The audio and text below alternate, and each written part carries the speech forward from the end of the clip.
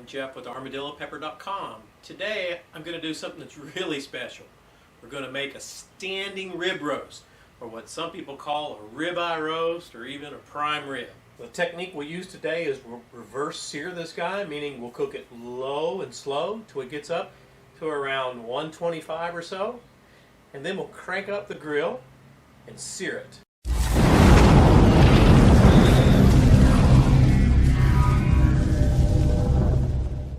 Alright, we've got our standing rib roast here. I've cut off most of the fat. You don't want to leave fat on this. It's not like a brisket where you're going to be cooking it for hours. And if you notice, I mean, you've seen these before. They're kind of oblong or rectangular. So what we want to do is we're going to tie this guy up, make it more circular. And the reason is if we cook it like this, down here you can see where it's thin. This looks going to get to well done or medium well before we ever get the thick part to where we want it. So what I'm going to do is just try to, as much as I can, tie this guy up and make it more circular. And then that'll give our cook a more even cook, because I want this guy to be medium rare. I know some folks like it rare,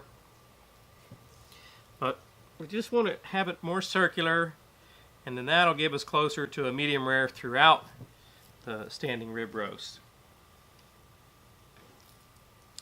And when I get this guy all tied up, then I'll bring you back and we'll season it.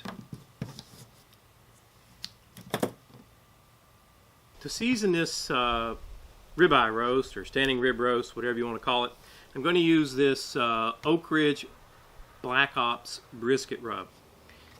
The most important thing to me when doing beef is not to have a lot of sugar, like I've mentioned before. And this is going to help give us a nice crust on the outside of this guy, while we still get that great beef flavor on the inside without the sweetness. Now if you want, you can use a little oil or something to help as a binder for the rub. But if you can see there in the video, I just don't find it necessary to use oil when I do one of these, especially when I'm going to let this sit in the fridge overnight, and we're going to cook it tomorrow. Now if you were going to cook this, real soon, like the next hour or so, then it might be helpful to put a little oil.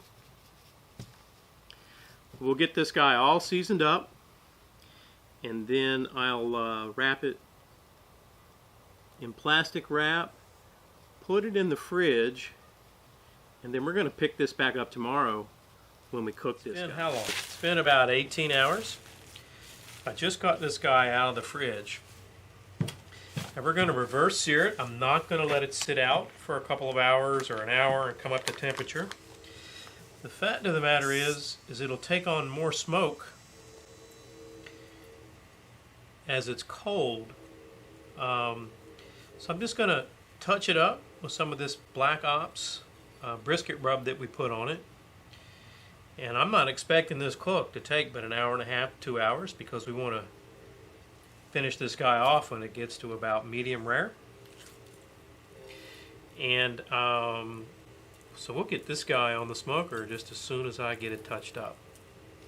Okay, like I said, we're going to reverse sear this guy, so we'll cook it low and slow till it gets to about 120, 125. This burner's totally off, and then I've got this burner on, and what we're using for the wood is this Gourmet Smoking Wood Oak and Cherry Blend. Justin sent this to us. We're quite grateful. I'll put a link in the description box below if you're interested in this wood. It's all available at Fire Savage. You can see we're right at about 250, 260, and actually, believe it or not, this analog thermometer on this grill is quite accurate. I've checked it against my both of my digital thermometers more than once, and it's quite accurate. So we're going to try to cook this guy right around this 250, if I can get her down to about 230 right in there. Like I said, till it gets to about 120, 125 degrees. And it's been about 2 hours. You can see it's up to 128 degrees, which is a little under rare. What I want to do is I've cranked this grill up, and we're going to start searing it. We're just going to do a couple minutes each side till we get that nice char on the outside. I just turned this guy. You can see where it's been sitting low and slow, how the fat's burning off. No problem. It's not underneath our standing rib roast.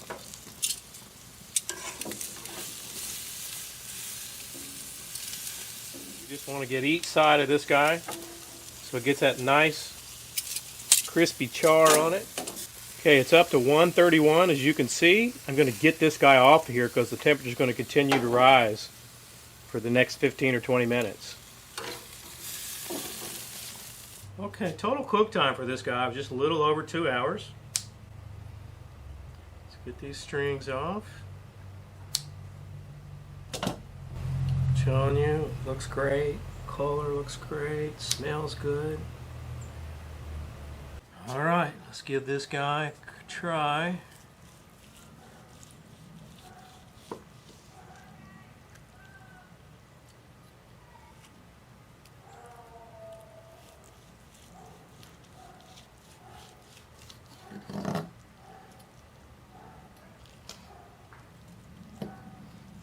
It's about a nice medium rare. Been waiting all day to try this. Actually, I've been waiting for 2 days. Super tender. Alright, let's give it a try. Oh. Okay. Just look how tender. Oh my gosh. Smoky. It's got, you can taste the oak. But it's very mild.